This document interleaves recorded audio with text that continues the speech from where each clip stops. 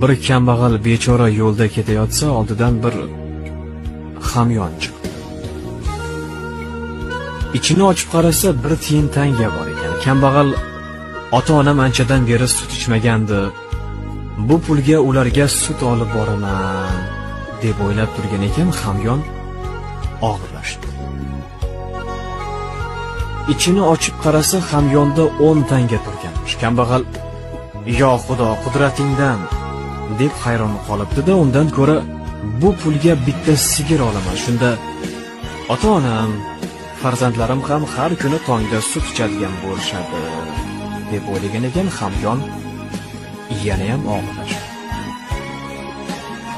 Bu safar uni ichida anchagina pul turgan ekan. Kambag'al o'tgan qish ota-onam rosa qiynalishgan. Sovuq xonada endi bu pulga uyni ta'mirlayman deganda, hamyon yana ham og'irlashdi. O'shanda kambag'al xotinim anchadan beri bu uyda yashamayman deb aytayotgan. Undan ko'ra eski uyni ota-onamga qoldirib, yangi uy olib ko'chib ketamiz deb o'ylagan ekan, hamyon avvalgi holatiga qaytib qoldi. Ya'ni ichidagi hamma pul yo'qolib, o'sha bir tiyin qoldi.